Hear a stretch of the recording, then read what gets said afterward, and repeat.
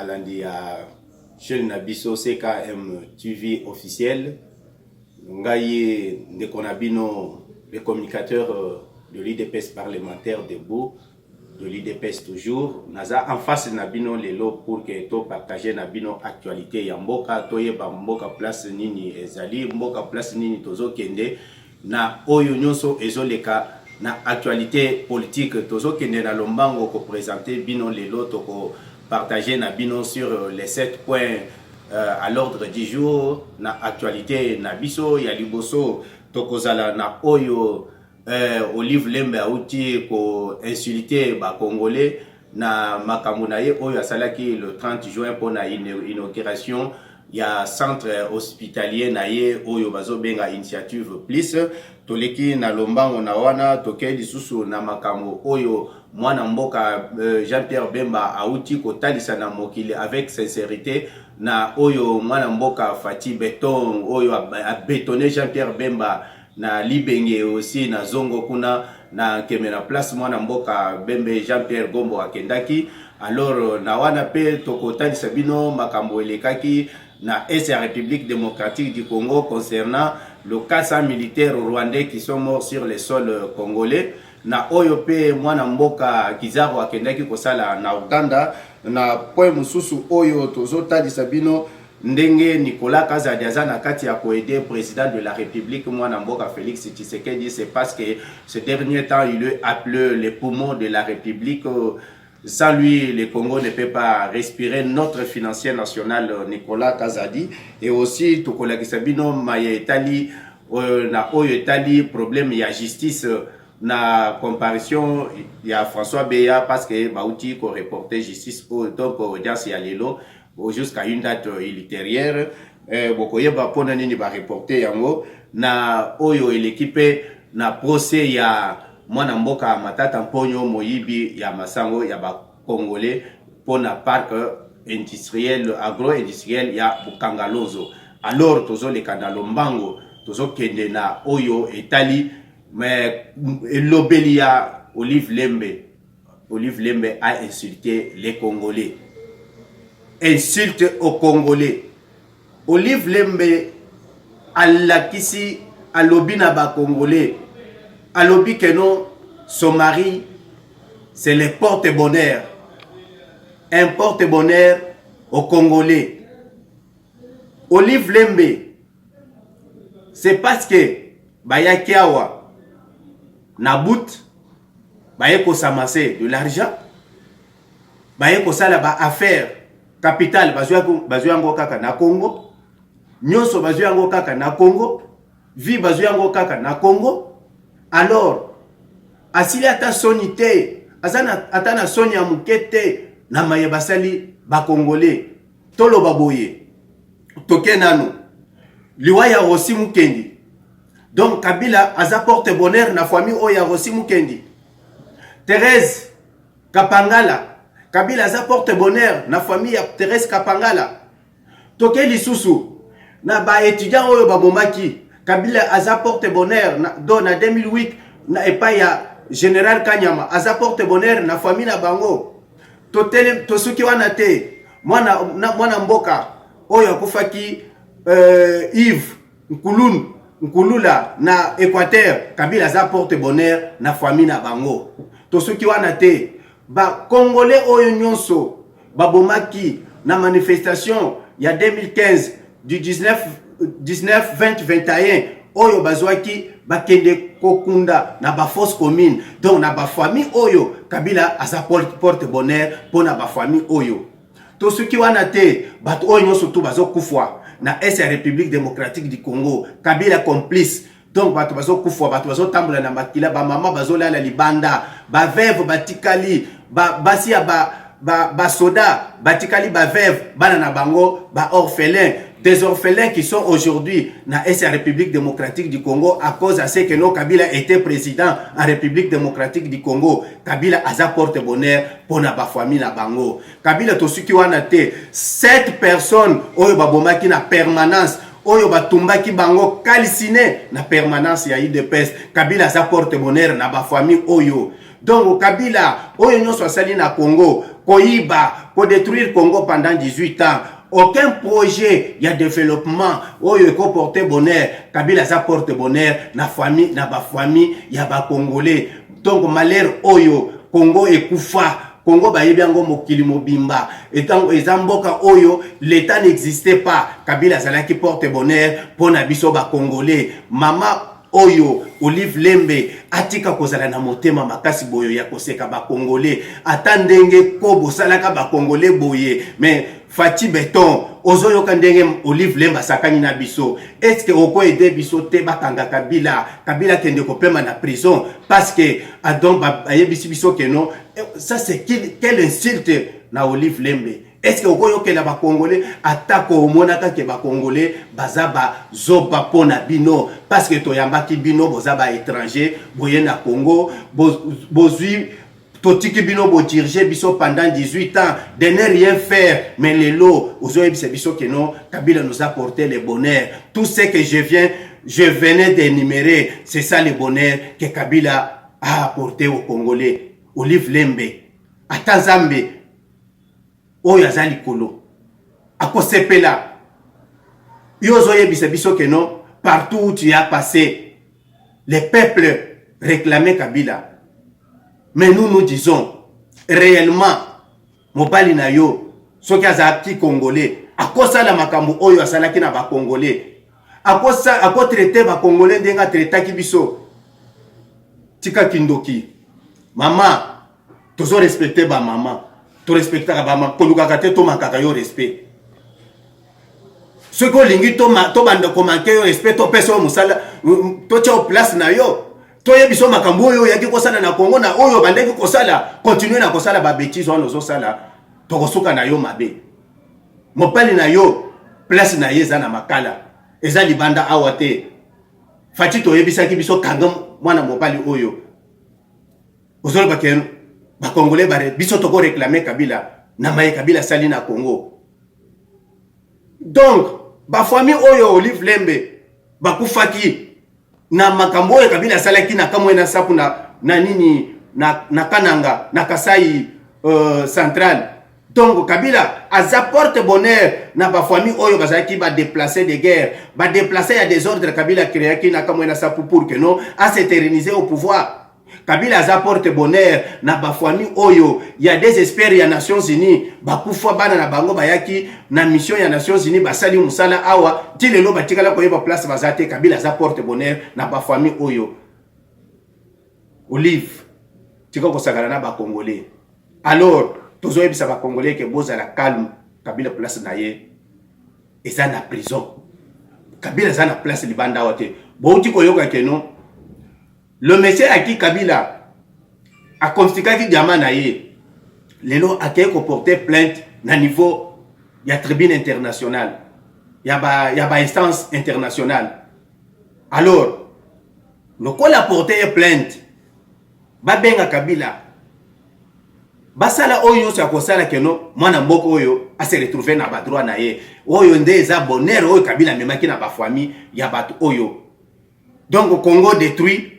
Eza bonheur pour na Olive. C'est parce que Olive, tango yaki awazote kamadeso asosala kindumba ndenga bandai kosala yango, après lelo ayeko s'amasser de l'argent, akomi kotonga. Onata oyo bino bozalaki na Congo, osoki bozalaki bolingaki ba Congolais, combien des hôpitaux, mais lelo yango na mama yemboza en pleine réhabilitation.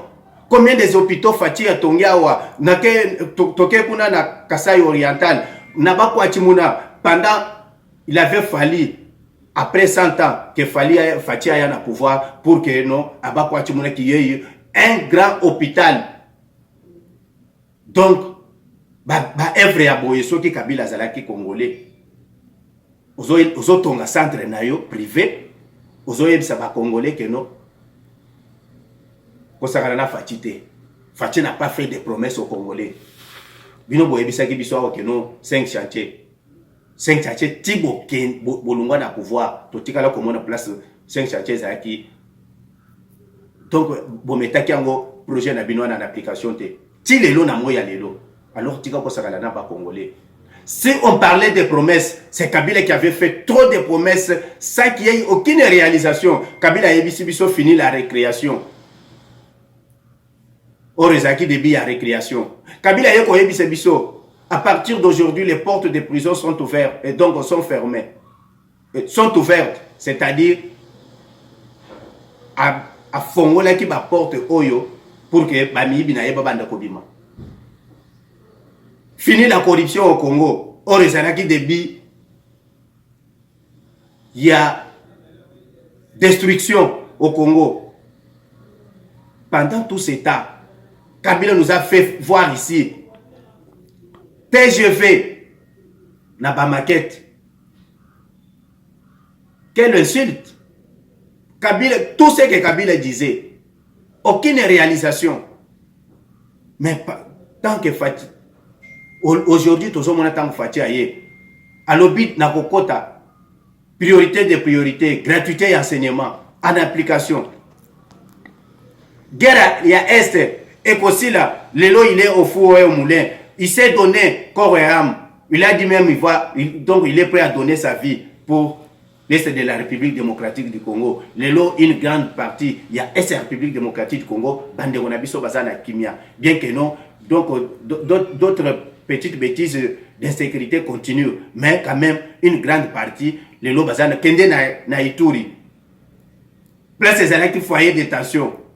Créé toujours par Kabila, entretenu par les gens qui nous nommaient dans l'armée. Aujourd'hui, il y a la paix en Ituri. Mais c'était toujours parmi les promesses de Fati Béton. Mais Yozoye Bissabiso que non. Au lieu de donner trop de promesses, il faut mettre en application. Fati ne donne pas de promesses au hasard. Il a la volonté.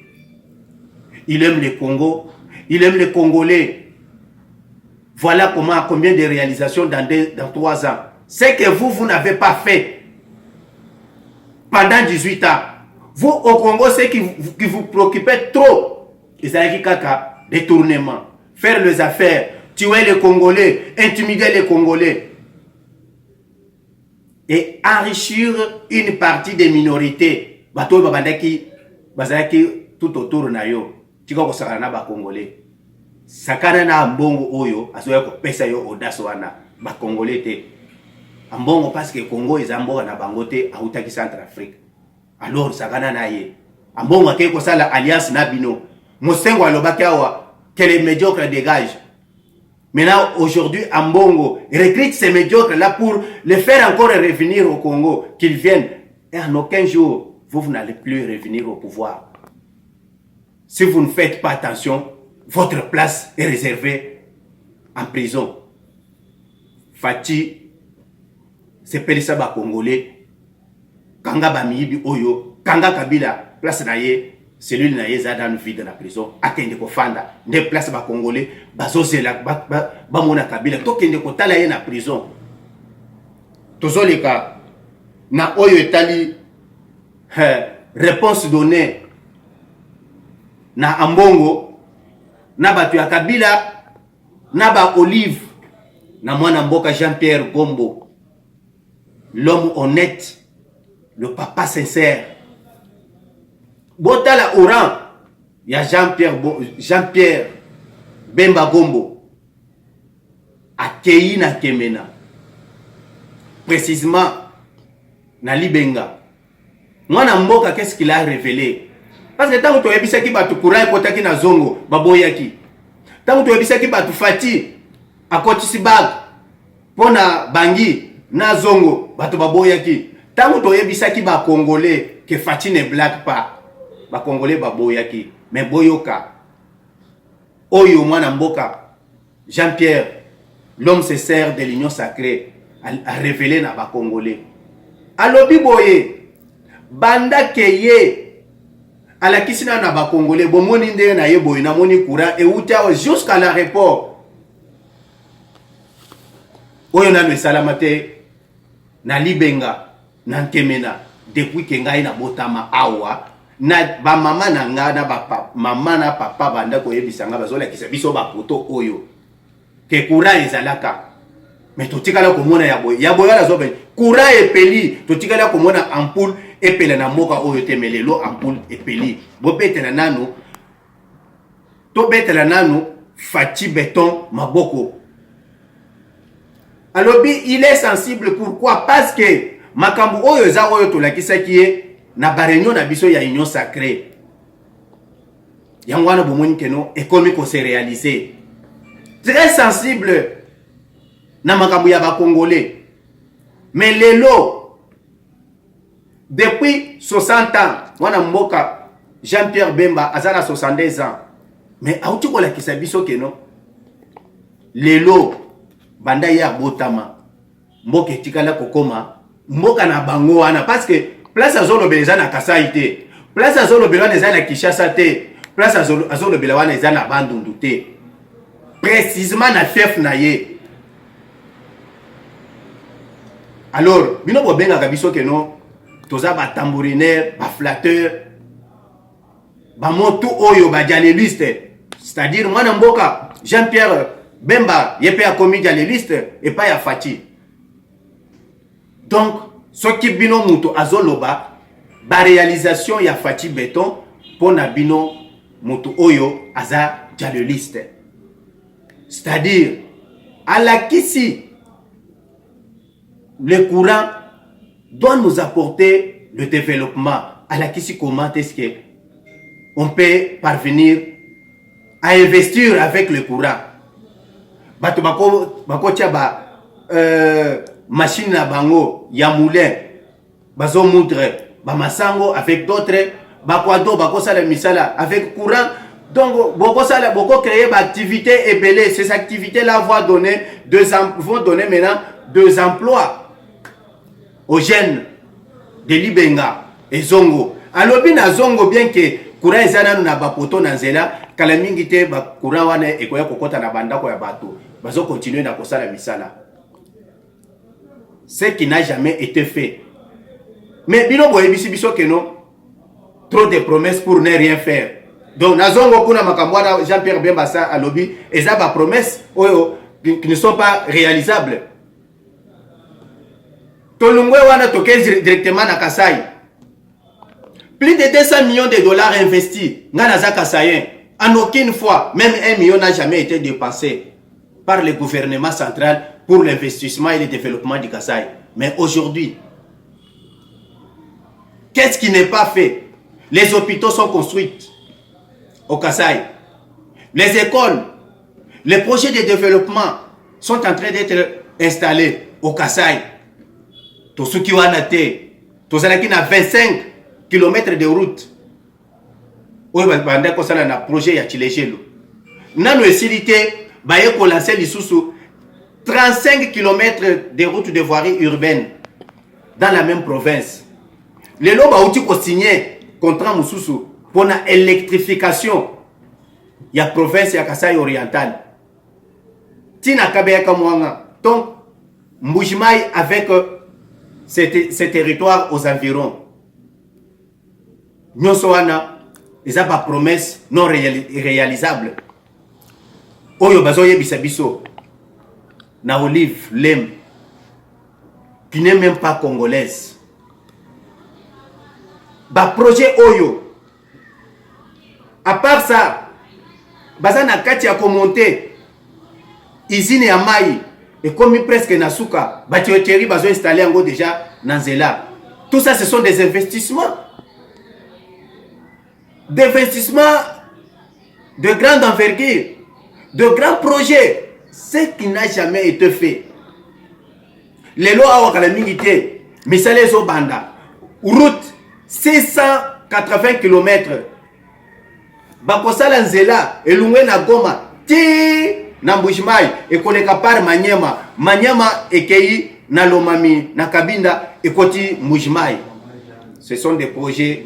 Oyobino besoin de des projets irréalisables. Banque mondiale a conversé 1,5 milliard de dollars pour la misala Oyo. Financé par la Banque mondiale. Tant que le financé par la Banque mondiale, ils ont dompté Congo ne Kofuta Yango. kala mingi te projet ya port banane ya en eau profonde ezo banda. Ce sont des promesses non réalisables. Olive Lembe tika ko sakana ba congolais. Olive Lembe tika ko sakana na ba congolais. Fati azana ko katia ko sala musala. Lelo ndeo tozolo baboye. Mama Yembo en pleine réhabilitation totale. Eza ba projet, ba promesse non réalisable. Lelo usine oyo ya mai na Lemba Imbo eza na kati ya kosila kala mingi te. Dans 2 mois bazo pesa des communes Njili na nini Kimaseke mai eza ba promesse non réalisable. Kala mingi te route oyo ya Sekomaf oyo ya Njili brasserie baza na kati ya kosala yango. Donc eza ba projet oyo mobile na yo atikaki oyo solo bakeno. Tout ça ce sont des projets oyo mobile nanga atikaki bazo continuer à kosala. Projet il y a 145 territoires. Donc le développement à la base eza ba projet mobile na yo atikaki. Donc mobile na yo ye musala yaki kosala na Congo ezalaki composer ba pierre et atiki yango bongo akeo fanda. Lelo fati azoya abandi kosala yozolo bakeno ezala donc mobile na yo akeo composer ba pierre akei de musala ye nyonso abandaki ba projet na ye yangwana. Donc fati siko tangwaye bomoni ndenga kendaki asilisi bandako oyo mbongo ba détournaki na 2016 bandako ya ba officier militaire. Isa ba projet mobile na yo atikela ki fati po aya ko salela ye. Lelo na Congo awa banzela nini bazo sala te na Kinshasa awa batikela ki 5 chantier mobimba basai kaka 2 routes Lumumba na Poilour nde wo biso to monaki. Mais lelo fati aye nzela nini basimbite botala projet chilejelo oyo bobandaki kofinga botindaki ba journaliste na bino bopesa ka ba whisky bazakata ba journalistes. Ce sont les communicateurs ya ba chantre ya Kabila bomonaki ndenge babandaki kobina na Kingakaji.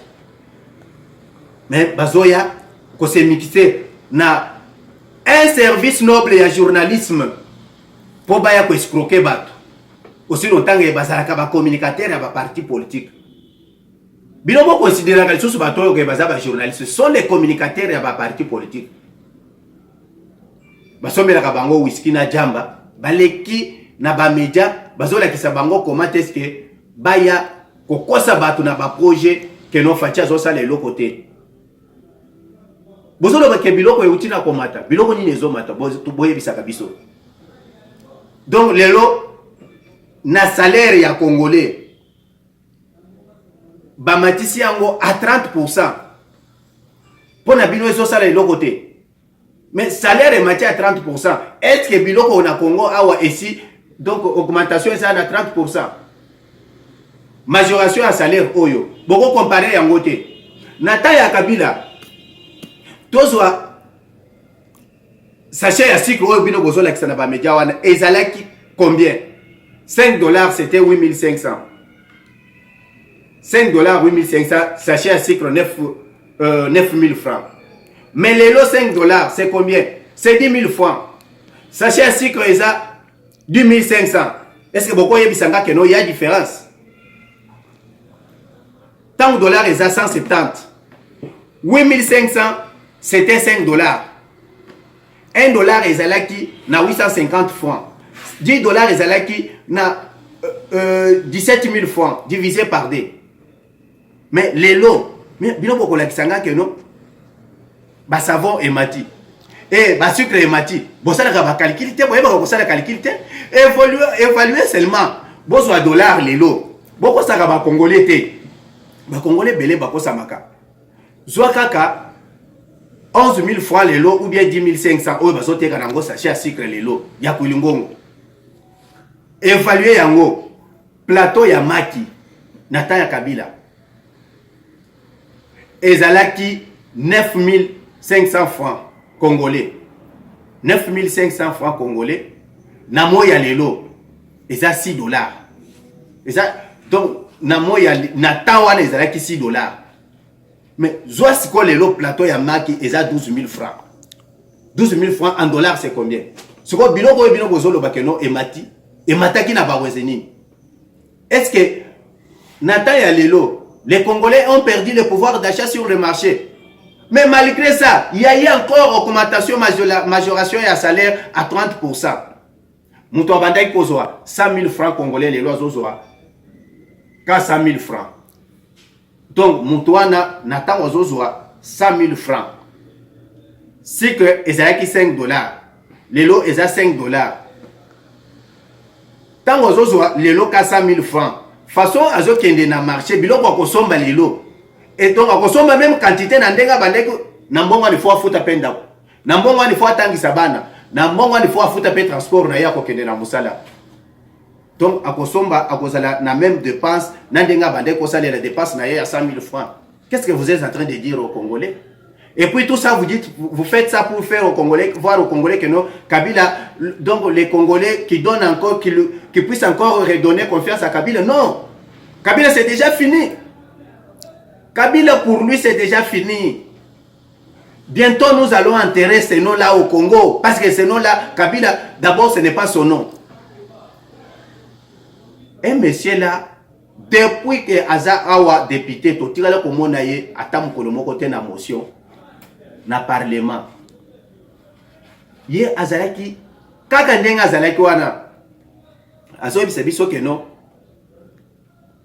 la république il faut marcher na respect ya constitution ya ba règle et tout consort. Oh Zoé, mais yo awa otutaki obomaki ourlage na boulevard du 30 juin. Ça c'est ça aussi. Oyo bino bo bandeki ko respecter constitution ya mboka. Oyo bino bo bandeki ko respecter ba congolais. Roulage famille wana ya ba roulage wana tile lotango bazoloba bana na ye batikala ba orphelin. Donc bazo sepela na makambo oyo bino bo salaki bango. Wana ndebo bandeki ko respecter constitution ya mboka. Zoé yaya na yo. Yo Zoé ozokende na parlement. Obemina ko président de l'Assemblée nationale. Azoya. Yo zo bise akota avant yo. C'est ça, faire respecter les règles.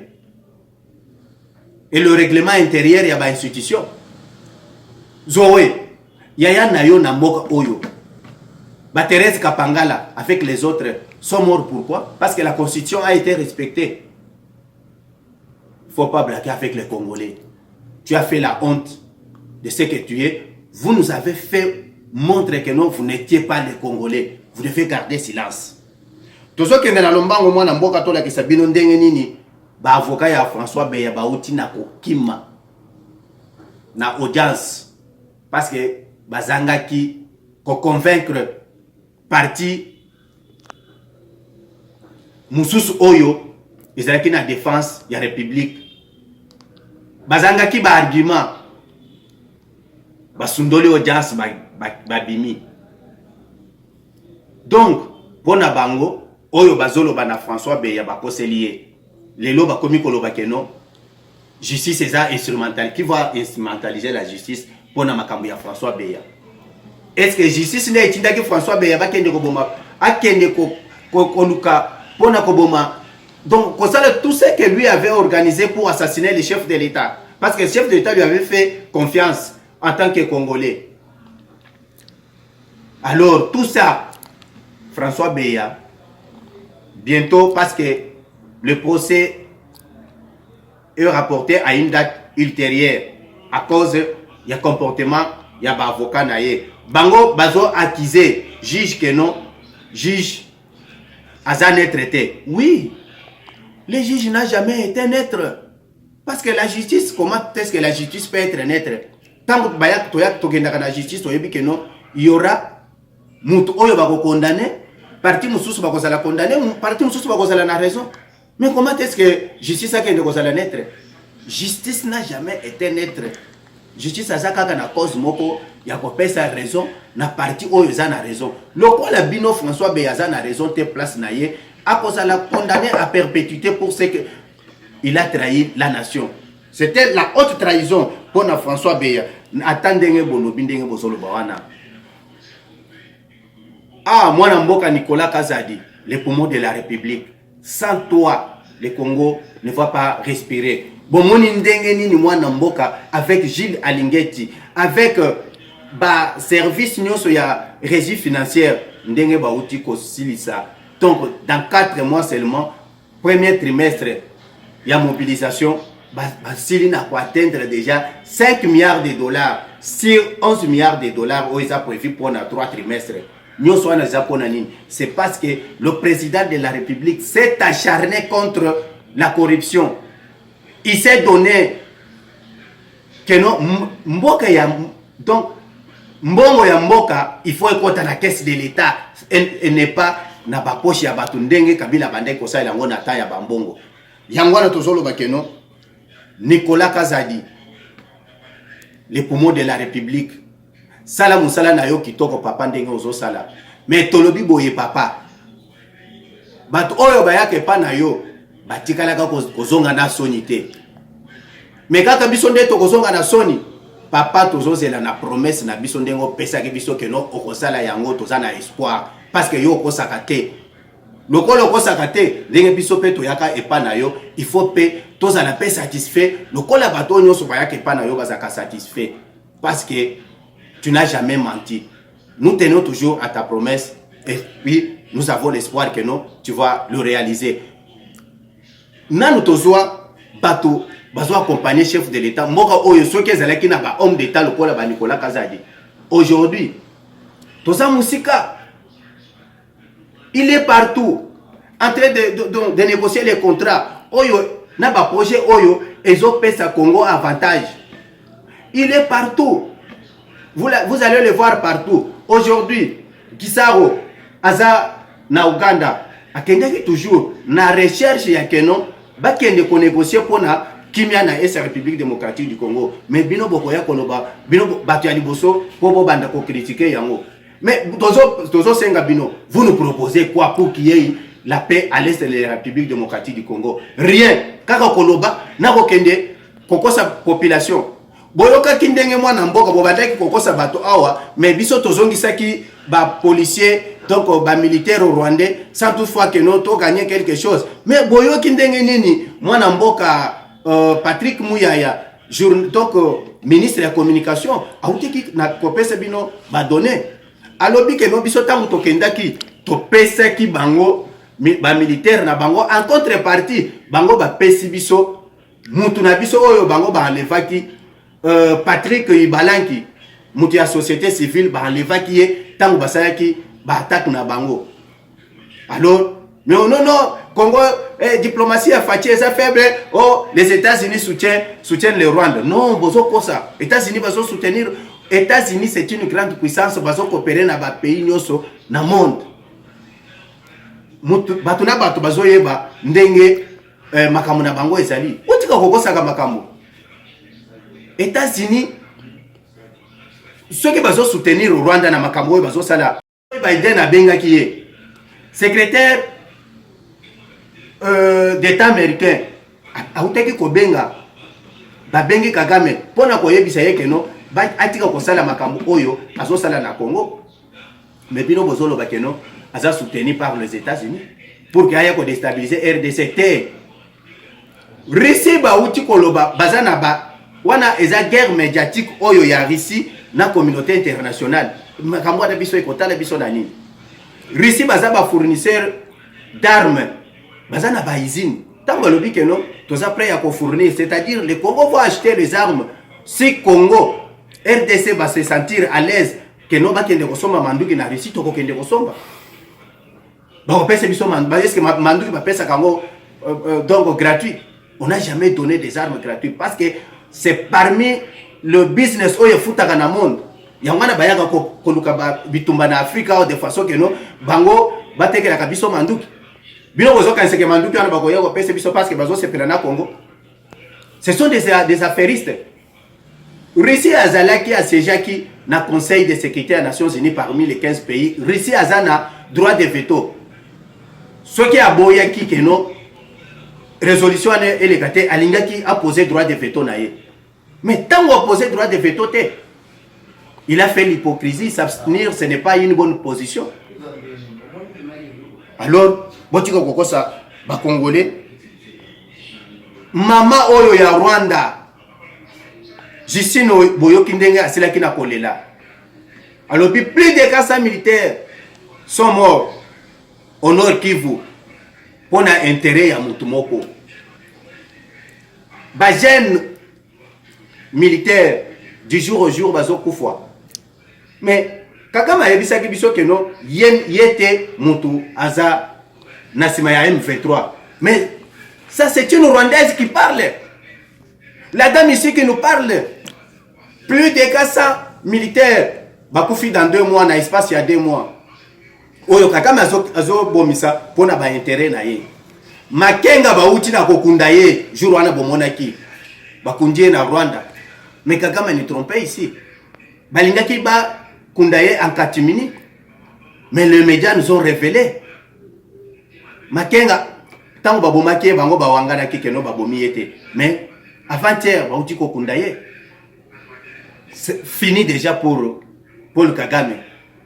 Interview au basalaki na ye na Boabouvier. Eza parmi ba interview oyo basalaka na moto. Tango régime na ye koma kana déclin. Il faut boye ba yango bongo. Ndenge bauti kopesa kimia. Omoni ndenge ba pesi général Yav Moussidi oyo bauti kotia pona charger ya opération.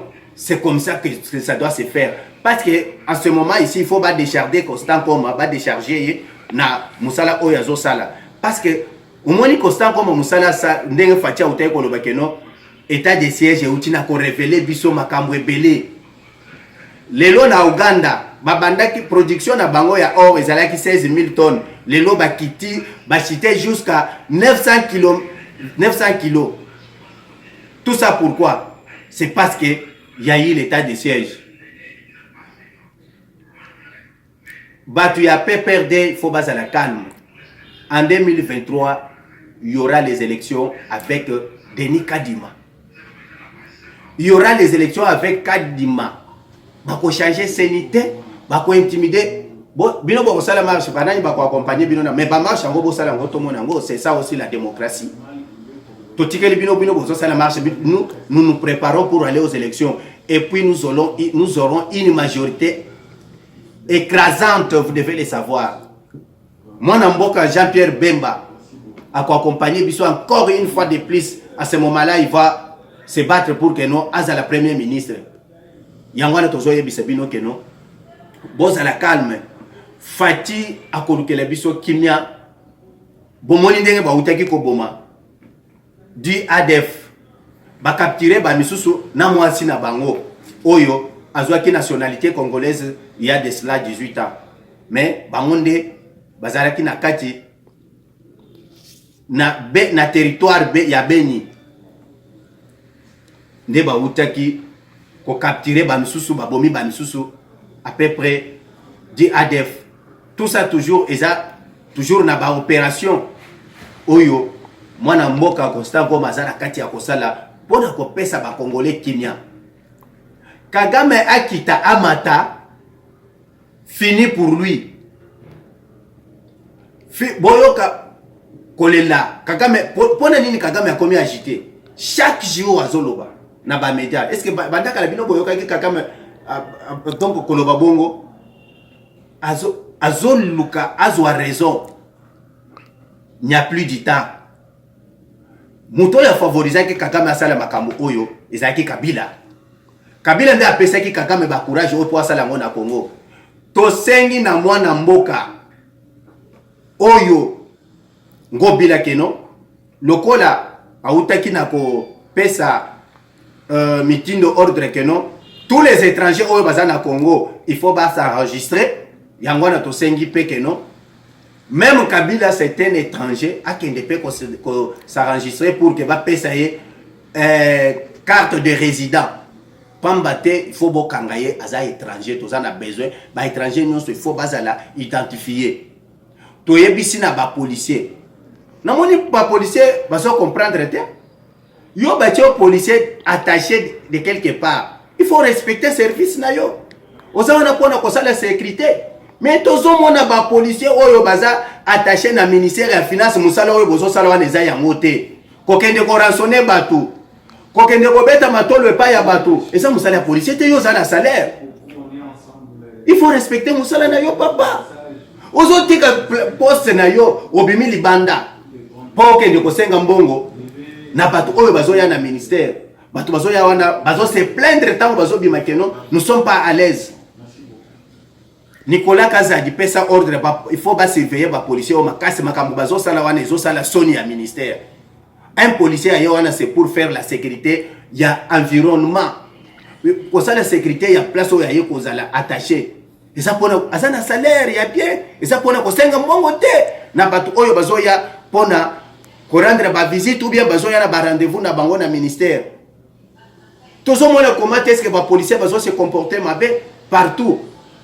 Na Kinshasa wa Kasongo zo ba responsabilité na yo tala urulage oyo utai kosala soni mwana mwasi abato atelemi na zele yake yeko simba ye na masoko pona nini waliza comportement ya policier bozo sala soni ya musala oyo ya armée na biso yangwana tozoloba bato ya modèle ya boye place na bango eza na prison ce sont des antivaleurs alors toyebisi na Fati Beton lokola na volonté oyo ya zanango mwana mboka Félix Antoine Tshisekedi na 2023 tous les Congolais sont prêts ya ko renouveler confiance et puis qu'on pèse aux majorité oyo ko na sincérité pour na ko accompagner.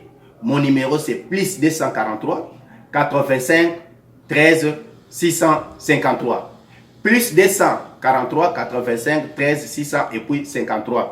Yo Congolais linga Congo lokolo milinga ka yo moko linga pe Congolais kolukate Fati asala échec parce que échec ya Fati à 5 ans et ça échec pour toute la nation. C'est la nation qui va qui va régler kolobate que non ceux qui Fati asali 5 ans ils sont perdre 5 ans parce que Fayulu azaki élite Fayulu na 2023 a kozala toujours réélu comme président de la République. Bomona ki utaki kozwa réponse na Kisangani ba Congolais ba ebisaki que non bisote ba to votaki yo zalaki Félix Tshisekedi bisote to votaki yo ba pes ba ebisaki ye. Est-ce que bisoto votaki yo controverse azangi makambo akoyebisa population ozoki ndeko yebisa bango que non bakende ko sa elo marché basa elo marché pona ba intérêt na yo privé basa ka politique na libumuté boyeba que na 2023 Fati a kozala encore réélu une fois encore de plus. Fati na Congo a na mission, il n'a pas le mandat, il le fera pour satisfaire le peuple congolais. Je dis et puis je vous remercie.